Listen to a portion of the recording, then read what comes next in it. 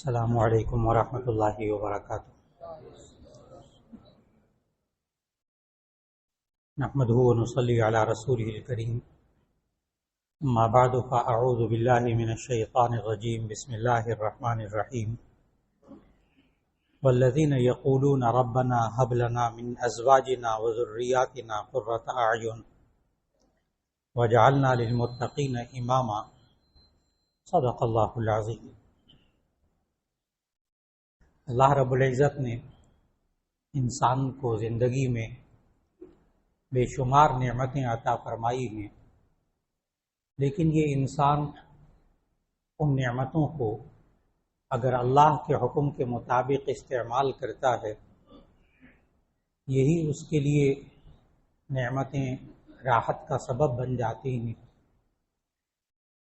ان نعمتوں میں سے ایک نعمت انسان کے گھر والے اور انسان کے بچے، انسان کی بچیاں، یہ اس کی اولاد اور گھر والے بہت بڑی نعمت، اور ان کے لیے اللہ تعالیٰ نے سورہ فرقان کے آخر میں ایک دعا سکھائی، وہ ہر ایک کو وہ دعا مانگنی چاہیے، اور جب آپ دعا اور اس کا ترجمہ سنیں گے تو دل سے آمین نکلے گی، اس لیے کہ آج ہر انسان کی وہ ضرورت ہے اس دعا کا قبول ہونا۔ اور وہ دعا اللہ نے یہ سکھائی کہ والذین یقولون، وہ لوگ جو یہ دعا مانگتے ہیں یوں کہتے ہیں، ربنا ھب لنا من ازواجنا وذریاتنا قرۃ اعین، اے اللہ ہمیں اپنے گھر والوں سے، اپنی اولاد سے آنکھوں کی ٹھنڈک عطا فرما، وجعلنا للمتقین اماما، اور ہمیں پرہیزگاروں کا بھی امام اور رہنما بنا دے۔ آج جس انسان کو اپنے گھر والوں سے، اپنی اولاد سے آنکھوں کی ٹھنڈک مل جائے، اسے یہ زندگی بڑی پرسکون نظر آتی ہے، اور اگر سب کچھ گھر میں موجود ہو، ساری نعمتیں ہوں، پیسہ ہو، گھر ہو، گاڑیاں ہوں، سب چیزیں نعمتیں ہوں، لیکن اپنے گھر والوں سے، اولاد سے سکون نہ ہو، تو یہ سب چیزیں بیکار نظر آتی۔ انسان سمجھتا ہے کہ مجھے زندگی میں سکون نہیں ہے۔ اب سوال یہ ہے کہ یہ انسان اپنے گھر والوں سے، اپنی اولاد سے آنکھوں کی ٹھنڈک کیسے حاصل کرے؟ اس کا صرف ایک طریقہ ہے جو آپ بھی اپنی زندگی میں، معاشرے کے انسان اپنی زندگی میں بہت زیادہ وہ طریقہ اختیار کرتے ہیں۔ بہت آسان سا طریقہ ہے کہ یہ انسان اپنے گھر والوں سے، اولاد سے آنکھوں کی ٹھنڈک چاہتا ہے، اور یہ ابھی گرمی کا موسم آہستہ آہستہ جا رہا ہے۔ جب سخت گرمی کا موسم تھا تو آپ حضرات ٹھنڈک حاصل کرنا چاہتے تھے ایئر کنڈیشن سے، اے سی گھر میں لگائے آپ نے تاکہ ٹھنڈک حاصل کریں۔ آپ چاہتے ہیں کہ ایک مشین سے ٹھنڈک حاصل کریں، ہزاروں روپے کی، بلکہ اب تو لاکھوں روپے کی وہ قیمتی مشین لے کر انسان گھر آئے اور اس میں سے ٹھنڈی ہوا نہ آئے اس اے سی میں سے، انسان کتنا پریشان ہوتا ہے کہ میں نے لاکھوں روپے خرچ کیا ہے، اس میں سے ٹھنڈی ہوا ہی نہیں آ رہی۔ وہ فوراً دکاندار کو فون کرے گا، اتنا مہنگا اے سی لے کر آیا ہوں، اس میں سے ہوا ہی نہیں آ رہی ٹھنڈی۔ اس نے کہا ٹھیک ہے میں مستری بھیجتا ہوں، ٹیکنیشین بھیجتا ہوں۔ وہ آ کے دیکھتا ہے تو اس نے گھر میں واقعی اے سی رکھا ہوا ہے، لیکن اس میں سے ٹھنڈی ہوا نہیں آ رہی، اس لیے کہ وہ ڈبے میں بند کر کے رکھا ہوا ہے یا نکال کر باہر رکھا ہوا ہے، اور اس کا تعلق اس بجلی کی طاقت سے نہیں جوڑا جس طاقت سے اس اے سی کا چلنا ہوتا ہے اور اس میں سے ٹھنڈی ہوا آتی ہے۔ تو وہ ٹیکنیشین مستری بھی سر پکڑ لیتا، اللہ کے بندے اس مشین کا تعلق اس طاقت سے جوڑو جس طاقت سے جڑنے کے بعد اس میں سے ٹھنڈی ہوا آتی۔ سارے انسان ماشاءاللہ بہت سمجھدار ہیں، کوئی بھی ایسا نہیں کرتا کہ اے سی لا کر ویسے ڈبے میں بند کر کے رکھ دے یا رکھ کر ویسے کہے ٹھنڈی ہوا آئے. یہ خود بخود پتہ نہیں چلا، یہ بتانا پڑا ہے. بار بار آگہی ہوئی ہے، بار بار بتایا گیا ہے، دیکھا ہے، بار بار سنا ہے، دوستوں کے ہاں بات چیت کی ہے، میں کون سا اے سی لے کر آؤں، کیا ہوگا، کتنی وولٹیج ہوگی، بڑا ہم دھیان رکھتے ہیں اس کا. پھر اس کو لگاتے ہیں. اور یہ انسان آج دعا تو مانگتا ہے، چاہتا ہے کہ میں اپنے گھر والوں اور اولاد سے آنکھوں کی ٹھنڈک ملے، لیکن اللہ کی اس طاقت سے یہ اپنے گھر والوں اور اولاد کا تعلق نہیں جوڑتا کہ جس سے تعلق جڑنے کے بعد آنکھوں کی ٹھنڈک. اور وہ تعلق دو چیزوں سے جڑتا ہے، ایک نماز اور ایک قرآن حکیم کی تلاوت. قرآن نماز اور قرآن حکیم کی تلاوت، بس یہ دو چیزوں پہ انسان اپنے گھر والوں کو، اپنے بچوں کو لے آئے، اس میں سے ٹھنڈی ہوا آنے لگ جائے گی. ایک قرآن حکیم کی تلاوت پابندی سے، اور ایک نماز. اس لیے کہ یہ اولاد سے، گھر والوں سے جو آنکھوں کی ٹھنڈک ہوتی ہے، یہ ٹھنڈک کیسی ہوتی ہے، یعنی اس سے مراد کیا ہے اس ٹھنڈک سے، اس کی بھی وضاحت عرض کرتا چلوں.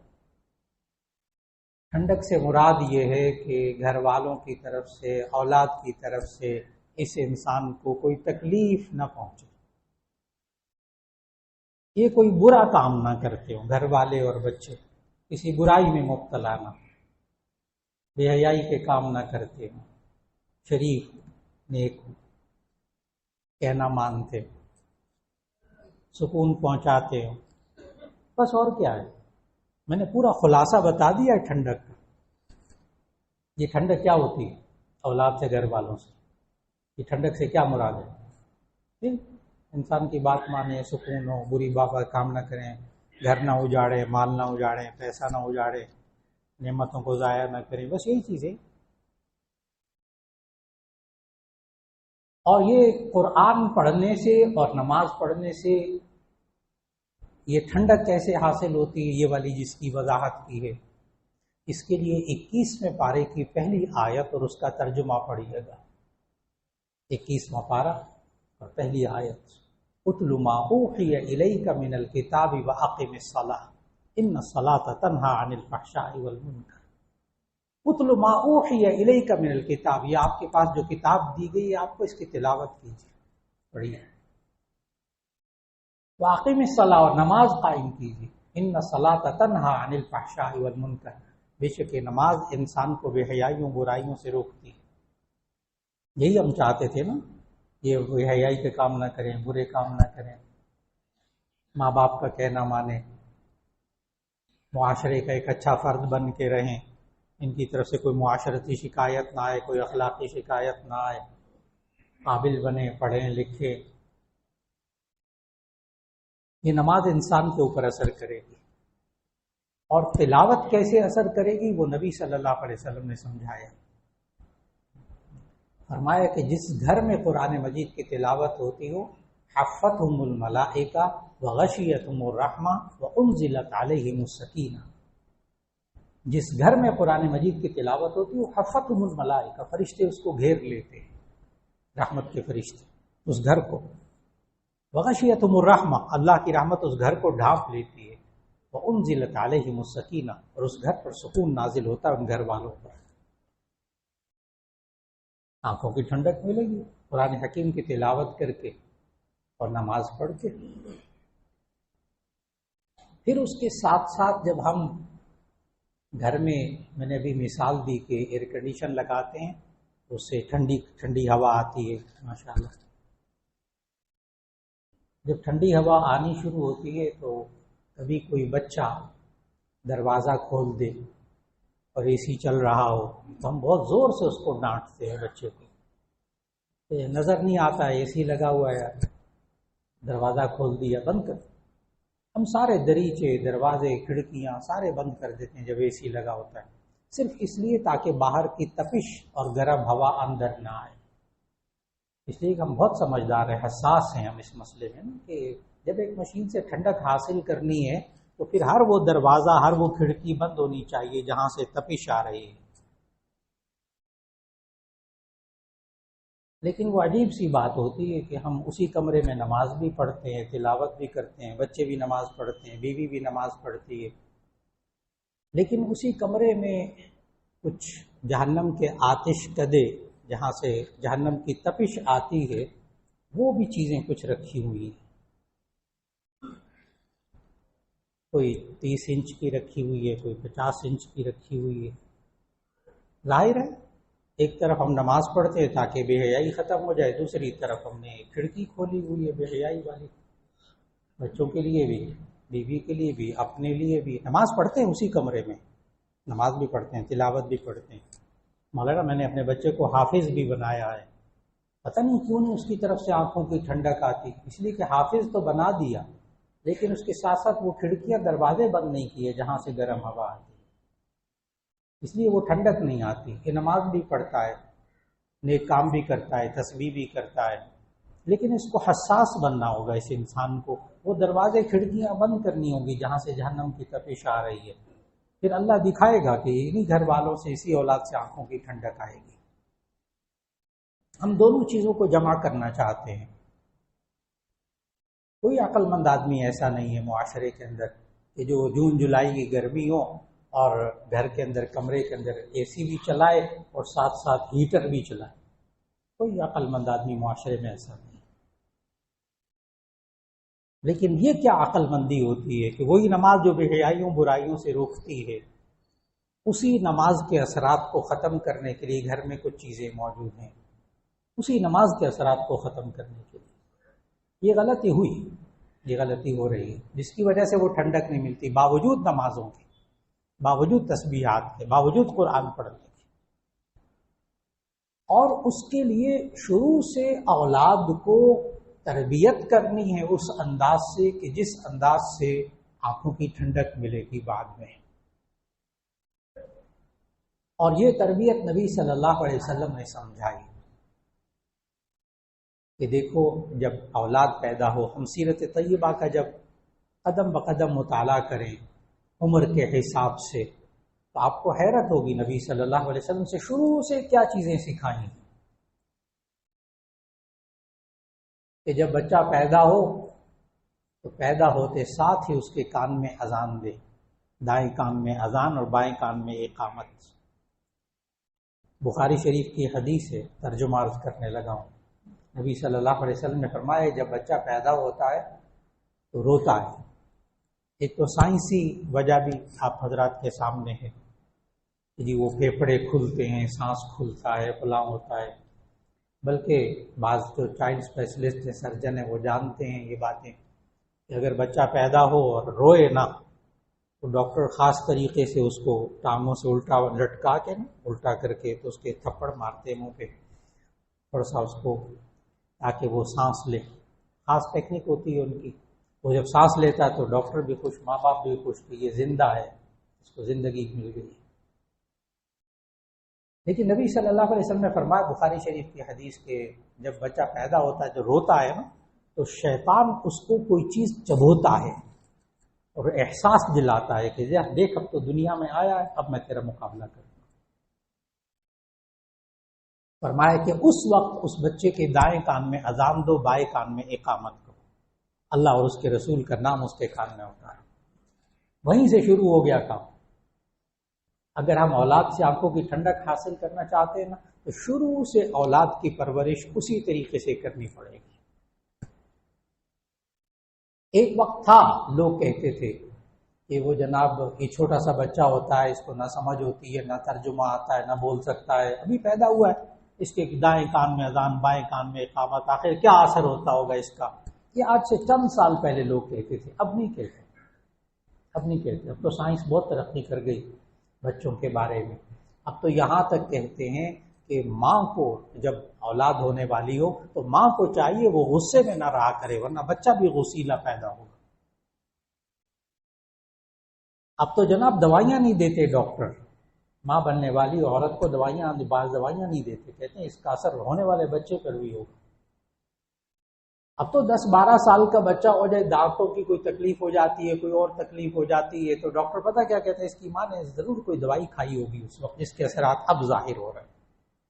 اب تو سائنس اتنی ترقی کر گئی، اب کوئی نہیں کہتا کہ اذان دینے سے کیا ہوتا ہے، اس لیے کہ اب تو کہتے ہیں کہ ماں جو اعمال کرتی ان دنوں میں اس کے اثرات اولاد پر ہوتے، پیدا ہونے سے پہلے اور پیدا ہونے کے بعد جب اللہ اور اس کے رسول کی بات اس کے کان میں اتاری جائے گی تو اس کے اثرات کیا ہو۔ اس لیے کہ نبی صلی اللہ علیہ وسلم سائنسدان نہیں تھے، یہ ذہن میں رکھیے۔ سائنس اور اسلام کا کبھی ٹکراؤ نہ کیجیے، کبھی مقابلہ نہ کیجیے، یہ کوئی چیز ہی نہیں ہے۔ اس لیے کہ نبی صلی اللہ علیہ وسلم سائنسدان نہیں تھے۔ سائنسدان وہ ہوتا ہے جو اپنی عقل اور سوچ سے تحقیق کر کے اصول بناتا ہے، اور نبی صلی اللہ علیہ وسلم جو کرتے تھے، جو بولتے تھے، جو کہتے تھے، ما ينطق عن الهوى ان هو الا وحی یوحى، وہ تو وحی الہی ہوتی تھی، وہ تو خالق کہہ رہا ہے کہ اس کے کان میں اذان دلوائیں اور ایک کان میں اقامت کہیں، جس نے اس کو پیدا کیا ہے۔ میں پھر عرض کروں گا ایک جملہ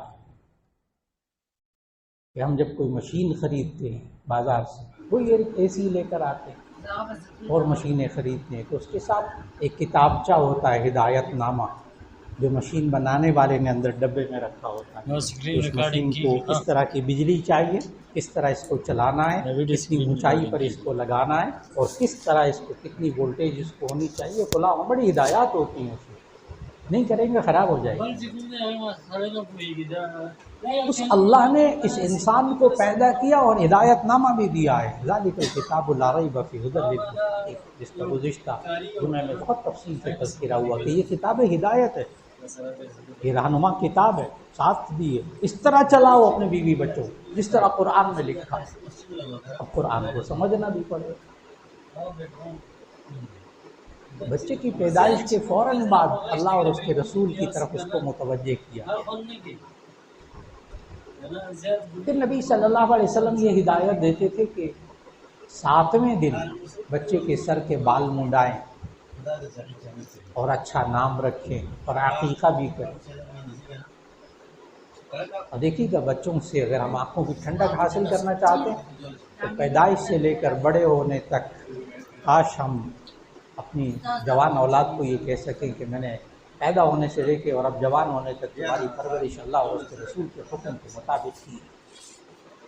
کاش یہ ایک ماں باپ اپنے جوان بچوں بچیوں کو یہ کہہ سکے۔ اور پھر نبی صلی اللہ علیہ وسلم فرمایا 7ویں دن اس کے سر کے بال منڈوائے۔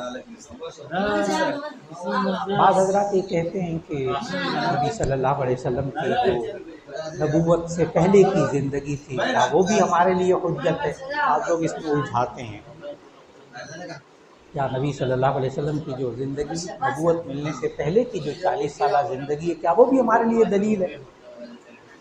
تو اس کا جواب یاد رکھ لیجئے گا، میں ساتھ ساتھ جواب بھی اس کا دیتا چلوں گا کہ نبی صلی اللہ علیہ وسلم کی یہ ساری باتیں جو میں بتا رہا ہوں یہ نبوت ملنے کے بعد خود نبی صلی اللہ علیہ وسلم کے ساتھ ہوا، یہ وہ الگ بات ہے۔ اس لیے کہ یہ باتیں نبی صلی اللہ علیہ وسلم نے حضرت فاطمہ رضی اللہ عنہا کو سکھائی ہیں۔ حضرت حسن اور حضرت حسین رضی اللہ تعالیٰ عنہ کی پیدائش مشکات شریف میں حدیث موجود ہے، نبی صلی اللہ علیہ وسلم نے فرمایا حضرت فاطمہ کہ ان کے 7ویں دن ان کے بال اترواؤ سر کے، اور جب بال اتر جائیں تو بالوں کے وزن کے برابر چاندی خیرات کر صدقہ کرو۔ اور تیسری بات فرمائی تھی کہ زعفران گھول کر تھوڑا سا زعفران گھول کر ان کے سر کے اوپر لگا۔ سیرت طیبہ سے ہم آپ دیکھیے گا نبی صلی اللہ علیہ وسلم کس طرح پرورش کرنے کو کہا۔ اس لیے کہ اس دور میں یہود بھی عقیقہ کرتے تھے، یہودی بھی عقیقہ کرتے تھے، اور وہ بھی اسی طرح بال منڈواتے تھے، لیکن ایک غلط کام وہ کرتے تھے کہ جو عقیقہ کرتے ہوئے جو جانور ذبح کرتے تھے اس کا جو خون بہتا تھا اس کو وہ بچے کے سر پہ لگاتے تھے بال منڈوانے کے بعد۔ جانور جو عقیقے کا ہوتا تھا اس کا جو بہتا ہوا خون ہوتا تھا وہ یہودی لگاتے تھے سر۔ گزشتہ مذاہب میں سے نبی صلی اللہ علیہ وسلم نے اللہ کے حکم سے ان باتوں کو دین اسلام میں باقی رکھا، لیکن کچھ تبدیلی کے ساتھ، اور وہ ایک تبدیلی یہ بھی تھی کہ نبی صلی اللہ علیہ وسلم نے حضرت فاطمہ رضی اللہ عنہا کو کہا یہ خون ناپاک ہوتا ہے جو جانور ذبح کرتے وقت نکلتا ہے، یہ حرام ہوتا ہے، یہ نجاست ہوتی ہے، یہ بچے کے سر پہ نہ لگاؤ، زعفران گھول کے لگاؤ۔ مشکات شریف کی حدیث موجود ہے۔ حضرت فاطمہ رضی اللہ تعالیٰ عنہ نے حضرت حسن حضرت حسین رضی اللہ عنہ کے ساتھ یہی کیا۔ اب یہاں قابل عمل بات بتاتا ہے کہ زعفران بہت مہنگا آج کل بھی، اس کی چند پتیاں لے لیں جو چند 100 روپے کی آ جائیں، چند پتیاں زعفران، اس کو 1-2 چمچے پانی میں گھولیں، پیلا سا پانی بن جائے گا، بچوں کے سروں پہ لگائیے، سنت سمجھتے ہوئے نبی صلی اللہ علیہ وسلم نے ایسا کیا۔ اور اب زعفران پر بھی بڑی تحقیق ہو گئی، زعفران پر بھی بڑی ریسرچ ہے اس حدیث کی روشنی میں۔ اب طب نبوی اور جدید سائنس پر کتابیں لکھی ہیں، اس میں پورے چیپٹر ہیں زعفران کے، اور وہاں لکھا ہوا ہے کہ زعفران جو ہے وہ بہترین اینٹی سیپٹک ہے، زعفران انتہائی بہترین اینٹی سیپٹک ہے۔ چنانچہ جب بال مونڈے گئے، اب نبی صلی اللہ علیہ وسلم سر پہ زعفران لگانے کو، بال مونڈنے کے بعد اینٹی سیپٹک لگانا، اس کو ذہن میں رکھیے، دور جدید۔ اور پھر فرمایا کہ اس کے بالوں کے وزن کے برابر چاندی خیرات کریں۔ ممکن ہے ذہن پہ بوجھ بنے کہ بڑا مہنگا کام، لیکن جب آپ اس پر عملی طور پر غور کریں گے تو کسی بھی بچے کے بال جو پہلی دفعہ اتروائے جاتے ہیں وہ زیادہ سے زیادہ 5-6 اونس یا 5-6 گرام کے ہوتے ہیں، بس 10 گرام چاندی آج کل 2550 روپے کی ہے 10 گرام، اگر 5 گرام بھی لگائیں گے تو 1000 روپے کی بنے۔ تو یہ انسان بالوں کے وزن کے برابر چاندی خیرات کر دے یا اس کے پیسے خیرات کر دے، یہ نبی صلی اللہ علیہ وسلم نے سکھایا۔